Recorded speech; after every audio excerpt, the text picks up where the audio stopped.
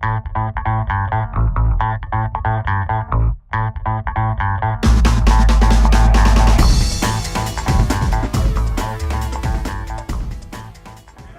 there, this is Roderick Paulus from Toy Masters Video Magazine, here for the second annual Black Comic Book event.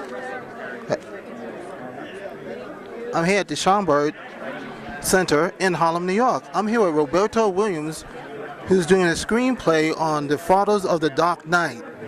He's going to tell us a little bit about his screenplay and why he decided to do it. Roberto? Okay, well, actually, it's not a screenplay. It's a play. It's a script for the stage. Actually, Fathers of the Dark Knight is my brainchild of the last 2 years, and essentially, what Fathers of the Dark Knight is I was a teaching artist in the school system of New York City, and I was troubled because I was seeing that the budgets for the arts were being slashed every single year for our students.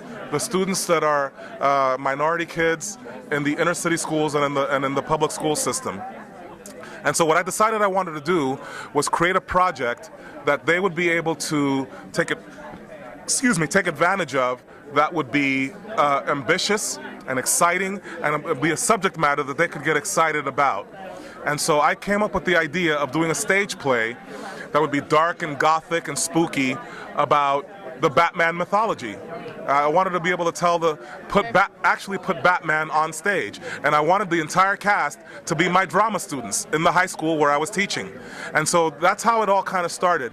And then in an effort to make the play educational, I decided to turn the play into the story of the three guys who created the Batman mythology, which is Bob Kane, Bill Finger, and Jerry Robinson. Because every time that you see something Batman related, you always see Batman created by Bob Kane. But that's not the full story. There were two other guys who kind of got cut out, who never got their proper credit. And so what this stage play will do is tell the story of how was it that Bob Kane came up with this rough concept for this spooky hero, which wasn't very fleshed out at all, and how he got help from his writing partner and his art assistant, and how he never gave them credit. And it tells that story. But at the same time, the play goes back and forth between the real-life biography story of Bob Kane, Bill Finger, and Jerry Robinson, and it lets us see their characters come to life on stage in a fantasy story. So it goes back and forth between fantasy and biography. So the play is both. The entire cast is made up of my students, and we've put together the finest costumes for them and the finest sets we're trying to put together. You know, everything that you see here in these photographs of my students, this is all the costumes that we've put together, and they're all absolutely made for the production by us. This is not store-bought stuff. This is all put together by us for the play, and it's the most exciting thing for me in the world to see my students become these iconic characters. So, in a nutshell, that's what Fathers of the Dark Knight is. So how old are the cast that's going to be in your stage play here? I'm sorry, you were asking about the cast? How old are they going to be? The average age of the average cast member in this play is roughly late teens, early 20s. But we have cast members as young as 10 years old. For example, the young actor who portrays Robin the Boy Wonder, Mark Anthony Montalvo, he's 10 years old. And we have actors as old as in the mid-60s. We have a very talented actor by the name of Russell Mart. He plays our Police Commissioner Gordon, and he's 68. So the majority of the cast are adolescents, the late teens, early 20s, but we have students of every age range and actors of every age range. And the reason for this is, as part of the enrichment for my students, I wanted to make sure to give them the opportunity to work with professional actors even. That's why in some key roles we've had older actors, because I like the idea of my students having the enrichment not only of working with the finest costumes and sets, but also working with actors who've done it before and who've been experienced, to sit there and rub elbows with actors who've had experience. So this is an enrichment on multiple levels. It's an enrichment in terms of working with the finest costumes and sets. It's an enrichment of working with experienced actors, and it's an enrichment in working on something that's historical, that where they can learn about stuff that happened. Because the story of these three guys is inspirational. They were young when they created this, just like a lot of the students that are going to see it. So it's inspirational, and it's educational, and it's an enrichment on multiple levels. So when will this play be coming out, and how will it be funded? And also, has DC come to you all and say, well, we don't want you talking about this or anything like that? Well, to answer your last question first, the kind folks at DC Comics and Warner Communications have been gracious enough, for the most part, to leave us alone, because their standing policy since about 2004 or so has been that they support fan-related projects like this one that utilize their characters. They've made it very clear that they will protect their copyright, but they've also made it very clear that they will only take action, these are their words, they will only take action against projects that show their characters in an inappropriate light, that's a direct quote, and that infringes on their copyright in terms of financial gain. In other words, if you're making a lot of money off their stuff, these are big no-nos. This is a non-profit production, and if anything, in terms of how the characters are being portrayed, whether or not they're being appropriate, we're being super careful to present these characters exactly as Bob Kane, Bill Finger, and Jerry Robinson originally intended. These characters have been reinterpreted many times for many different mediums, like television and other mediums, and they've almost always moved away from what Bob Kane and Bill Finger intended. Certainly in the way these characters are supposed to look.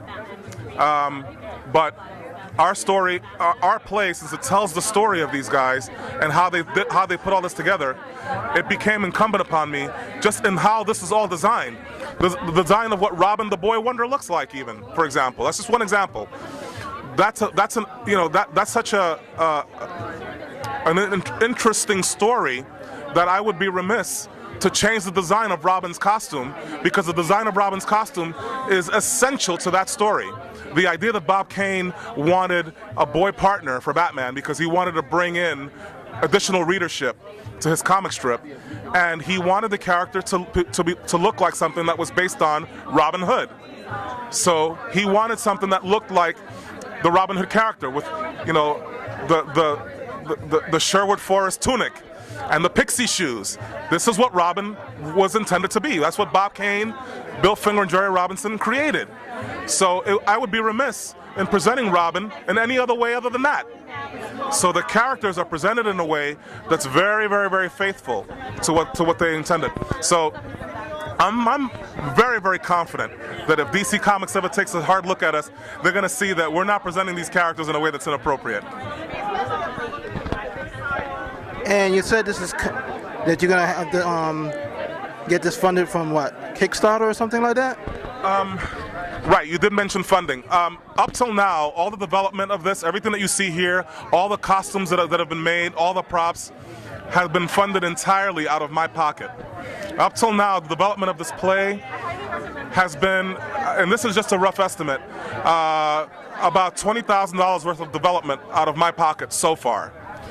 I'm estimating that this play will be about a $30,000 production, $30,000 to $35,000 production.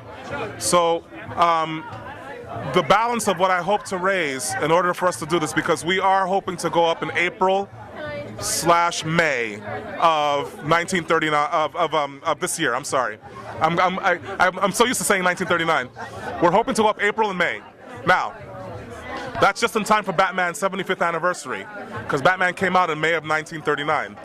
Now, we're hoping to go up, like I said, in April and May at the Hall of Fame Playhouse at the Roscoe Brown Student Center of Bronx Community College. And when we get there and we start rehearsing all our tech rehearsals in March, we're hoping to also be building our sets. Now, that's going to cost money.